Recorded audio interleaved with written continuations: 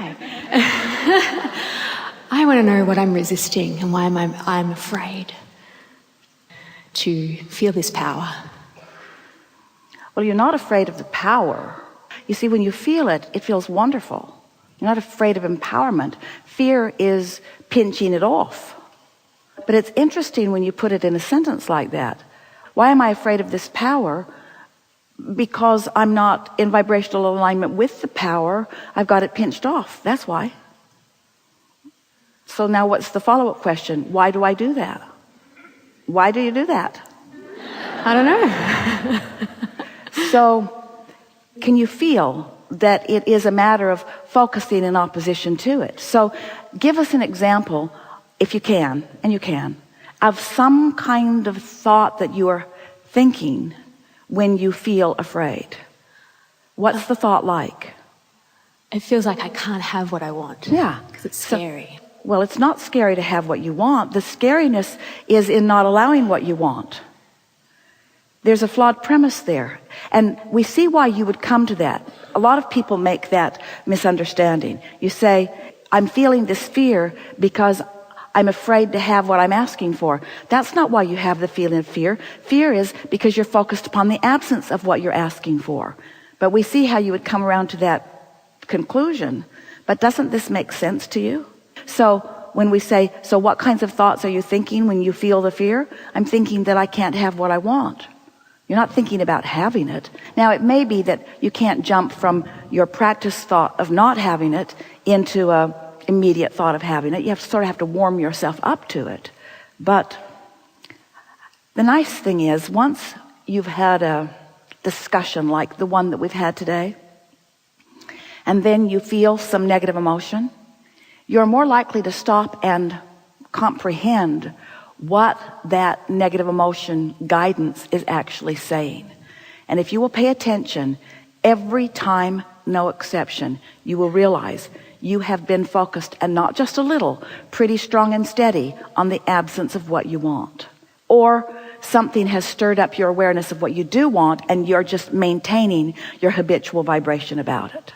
So if, and it is, if that feeling of fear simply means you're vibrationally off from what you want, then what's the logical conclusion about what to do about it?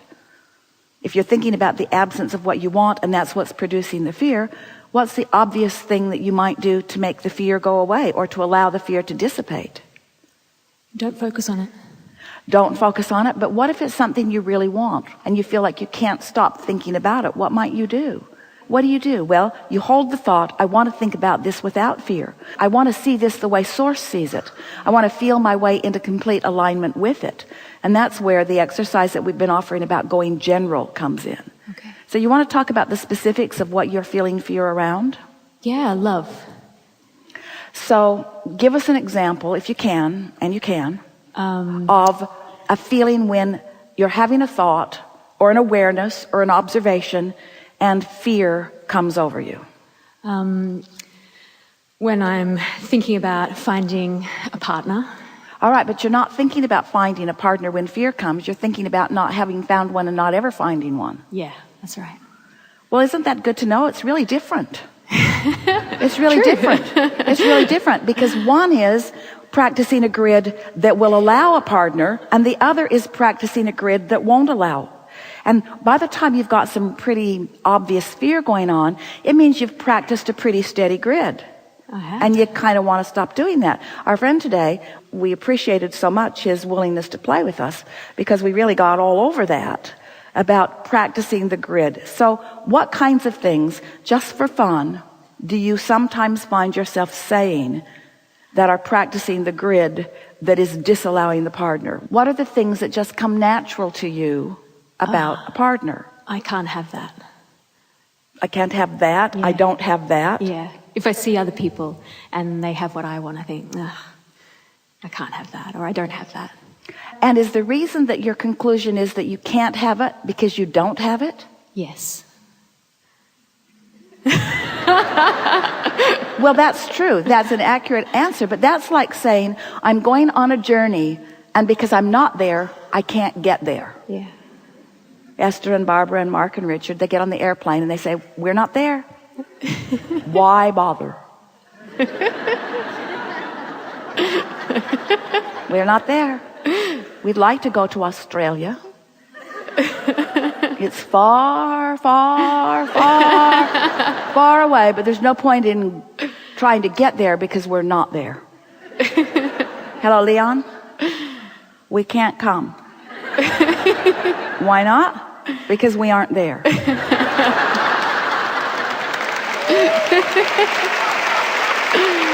Yeah. So that's dumb. Yeah, sure is. Got any good reasons? I guess it's a sense of not really being able to feel, oh yeah, I think I deserve that. So you think you don't deserve it because you don't have it?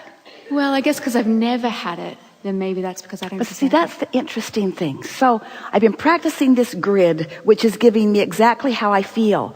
That's worth something. You see, if you will pay attention to that, I'm getting what I'm offering. So your grid is filling in with how you feel.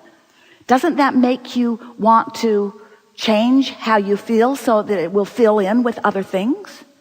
Have we appealed to your sense of universal law logic at all? Sure. I think that's where the fear comes in, and it stops it, and then I start closing. But don't use fear against yourself in that way. That's bogus. Okay. You think fear comes in, why? Because I'm not ready, or I'm not able to hear something, or... Because I'm not vibrationally in alignment with my desire, period. Okay. No other reason. Why do I feel this yucky way? Because Source sees it differently, and I'm stubbornly holding to an old, erroneous nowness that has nothing to do with where I'm going. Really? Yeah. Really, we really want you to put this in terms of any journey. Well, here I am. Where do you want to go? Nowhere. Why? Because I'm not anywhere else. I'm just here. How do you like it there? Not so much. Would you like to go somewhere else? No, it makes me afraid. Afraid of what? Of not getting there.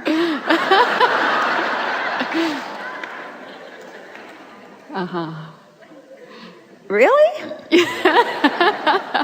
So what you've got going on is just a habit of perceiving, and because you have not understood that your grid is always filling in. You see, it's always filling in and it's always changing. It's just changing to more of the same. Yeah.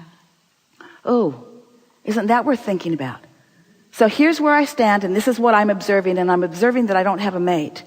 And I'd like one, but I'm observing that I don't have one. And so my grid is about not having one, not having one, not having one. So the law of attraction is responding to the grid that I'm offering. And so every day it's new. Not having it again, not having it again, not having it again, not having it again, not having it again, not having it again, not having it again. This is going to take a while. Not having it again, not having it again, not having it again. Sounds like not having it again, not having it again, not having it again. Do you know in the moment that you stop noticing that you're not having it again, something could change?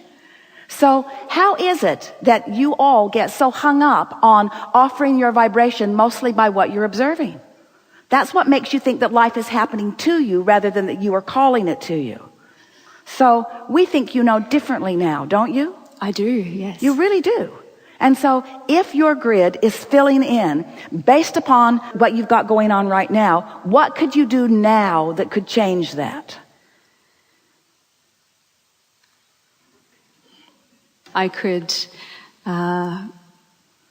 believe or feel myself as the creator of my reality. That's the easy answer, isn't it? But not so easy to do. So what's a belief anyway? A belief's just a thought you keep thinking. So if you've been thinking a different thought, is it logical for us to demand an entirely different thought right here and right now? It isn't logical, is it? That you could all of a sudden just conjure a whole different way of looking at it. But you do know that you got to do something different than what you've been doing, because what you've been doing has kept you in a holding pattern different from what you want. So you must find some way of feeling different about that. Now tell us again some of the things you do that keep you feeling that way. You see someone else and you say, oh, they have something that I don't have. Could you soften that by saying, I'll bet they weren't born together. They don't look like twins. Okay. I bet they didn't come in holding hands. I bet they didn't meet in the incubator. Okay. They met somewhere along their physical trail. They were not always together.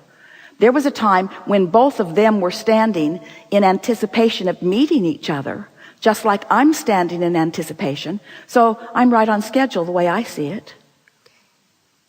Well, that might be a little bit of a stretch from where you've been feeling, but isn't that logical? If they can do it, I can do it. Is that logical? Is that logical? How does that fly with you? Or are they worthy while you're not?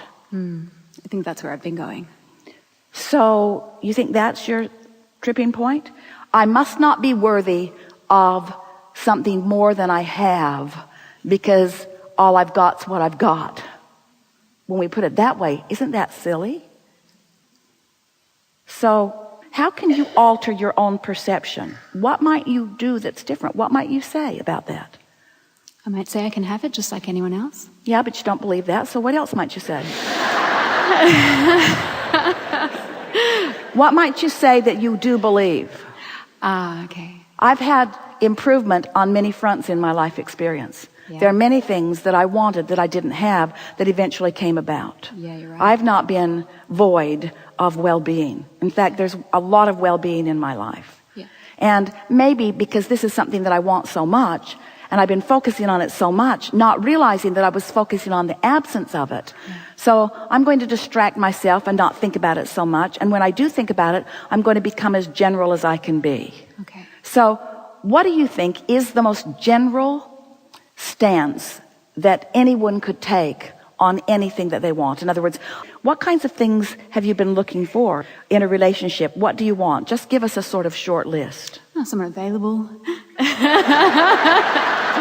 Heterosexual. So it's just the mere test. I'm being general. Available. I want someone who loves breathing, me. Yeah, someone who's interested in loving me. So through life experience, before you were identifying the specifics of a partner that you wanted to partner up with, do you think that you were collecting any data prior to your awareness that you wanted to live happily ever after with someone? It's a trick question, so be careful. Ooh. Can you repeat that? Sorry. The point that we're wanting to make is that long before you put on your list, I want a relationship, you were putting the components of a really good relationship in your vortex. When someone was rude to you, you want people to be nice. When you feel unattended to, you want someone who pays attention. When somebody offers the most boring conversation that just goes on and on and on and on and on and on, getting carried away, about on and on and on about things you're not interested in, you want someone who has some interest. When you're with someone who is not attentive to their appearance, you want someone who is.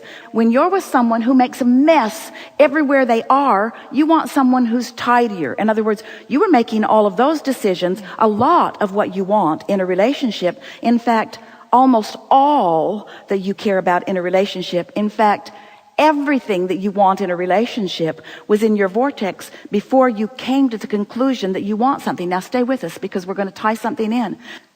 Abraham, you mean, so I've been putting pieces of this relationship in my whole life, and even before you came into this body, pieces into this vortex of what a meaningful relationship feels like. In the vortex, spinning, cooperative components being gathered. And then an idea flows to you about something that you really want. And you think the idea is being born in that moment. It was already in the vortex. You are realizing it when it flows to you. And you think, oh, I just developed a desire. I just realized how much I really, really, really, really want something. Well, you've been wanting it for a long time. You're just at the place now where your grid is beginning to fill in with the idea of it. Did you hear that? Can you feel the power of that? Now what happened? The grid filled in. In other words, you were just bipping along. You weren't beating the drum of not having something that you want. You weren't even thinking about it. You were tuned in, tapped in, turned on without even really doing it on purpose. So you were up to speed with the contents of your vortex, and the idea of a relationship just wafted into your experience and settled into your beingness. And in almost the moment that that happened, you turned immediately and looked at the absence of it, and you felt fear. Ooh, that's good.